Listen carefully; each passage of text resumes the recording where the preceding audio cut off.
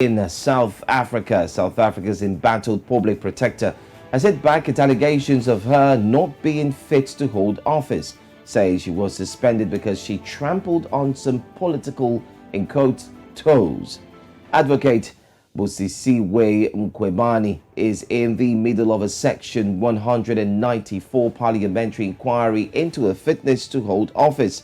But testifying before the inquiry this week, Mkhwebane says she was suspended because she investigated a powerful, including someone who's known as the president of South Africa, talking about Cyril Ramaphosa. Absolutely, and she talked about being investigated by South African President Cyril Ramaphosa and the theft of large sums of money from his farm. Ramaphosa suspended Mkhwebane in June last year as the local high court ruled that Ramaphosa could not suspend her. Mkhwebane had approached the court to interdict her suspension, and we'll be looking into the details of this morning. Joining us this morning is Professor Breakfast Nsekelelo, a political analyst at the Nelson Mandela Metropolitan University, to give us more insight on this story. Good morning, and thank you for joining us, Professor. Thank you very much for having me. All right, we see that the Section 194 parliamentary inquiry is looking into the fitness to hold office, of Busiswe Mkhwebane. Talk to us about some of the allegations that have been leveled against her, and if there really is strong evidence. We know that there has been an examination done, and we're probably waiting for the cross-examination up next. But is there a strong allegation, a strong evidence supporting all the allegations against her? Yeah, so just to set the scene for your viewers, because everything has a context and context is everything. The suspended public protector rose to prominence or was appointed during the time of former President Zuma. But that arrangement was a project gone wrong, in the sense that President Zuma could not complete his term of office, and the predecessor of the public protector was very critical of the government of the day. So when she was put into her office, the thinking was that she was going to be too soft on that government of former President Zuma. When President Ramaphosa came into power, the suspended public protector then went on a political mission to find him to be at fault, including people who are aligned to him. So what I'm saying is that she has been embroiled in the factional battles of the ruling party. No wonder many courts of law have described her conduct as someone who is mischievous, acting in bad faith, and so on.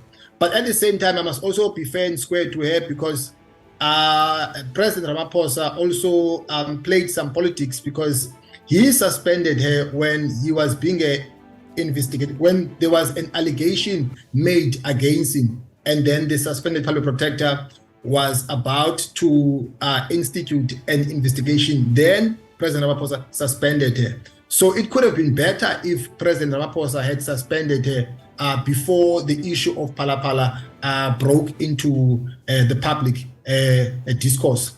So at the moment, the function of the committee that is examining whether she's fit and proper to hold public office or not is basically look at how she has performed during her time in office. All right, the public protector Mkhwebane has leveled some very serious allegations against the South African president. Now, do you think this is just a diversion tactic, or is there some weight to her claims? Look, this is a very complex matter, because she has been gravitating to one side of the faction within the ruling party. That has been my concern. I don't remember a finding, maybe it happened once when she found the former Secretary General of the ANC to have been at fault, who is not a political ally of the president. So I think her conduct has not been inspiring. I don't think that she has behaved in a way that is fair and square to other people who are not aligned to the faction of Jacob Zuma. Okay, let's talk about some of the allegations that have been leveled against her, talking about the fact that she probably is not fit to hold office and has been labeled as someone who doesn't understand the proper application of the law. She has come out in her defense to talk about her time in office. She's extolled her time in office, and some of what she has said, she said here that for the first time since the Public Prosecutor's Office was created, it had received 3 clean audits. These were for 2019, 2020, 2019-2020, 2020-2021, and 2021-2022. She then goes ahead to say that of the 412 reports issued, 17 were reviewed and set aside by the court. She goes ahead to ask herself and ask questions about why she's labeled a certain way because some of her cases were set aside, and wonders if the same treatment would be given to other people in her position. That, you know, so it's now looking targeted at her. So let's talk about her time in office before this setting aside or this suspension. What is the general view of the people in South Africa as regards Busiswe Mkhwebane's performance of her time in office before the suspension? Because she's come up to give us claims that she did well. Is that the view held by the people of South Africa? You know, it's very difficult now to speak on behalf of the majority of the people because this issue has polarized the country. There are people who are arguing for her and other people are arguing against her. But my reading of the situation is that when she came into her office, she sort of like prioritized cases pertaining to the president. For instance, in the build-up to the conference of the ANC that elected the president, there were 2 presidential contenders. There were about 5. But she only focused on President Ramaphosa, while other people also had campaigned to be elected. And that begs the question that why of all people would you single out one person? So that's why I'm arguing that she comes across as a person who is aligned to a particular faction. There are reports that at some point she went overseas and her trip was paid by the family that is aligned to former President Zuma, the Guptas. And also, as I pointed out earlier on, many courts of law have found her not to be acting in good faith because she has lost a number of cases. But her argument is that she's being politically persecuted because she has investigated the untouchables. But I take that with a pinch of salt. I think that she has been very unfair to other people. For instance, there was a time when she found Minister Pravin Gordhan to have been at fault before the president was put into office, and then recommended that the president must not appoint this person.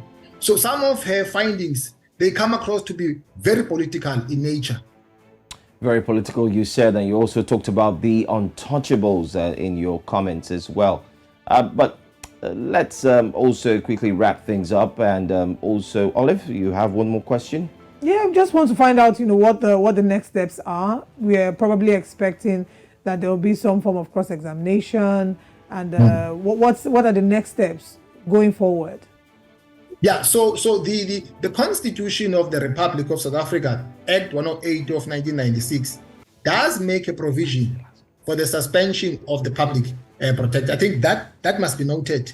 But the steps that have to be followed is to have an inquiry that is underway now, whereby she can be examined, as you pointed out, and then Parliament will have to make a call whether she's discharged from her duties or not. All right, Professor, thank you so much for joining us this morning. We certainly will be following up with that story to see how it turns out for her. We do hope that justice is not just done, but seem to be done by all. Thank you very much for your time this morning. Thank you very much.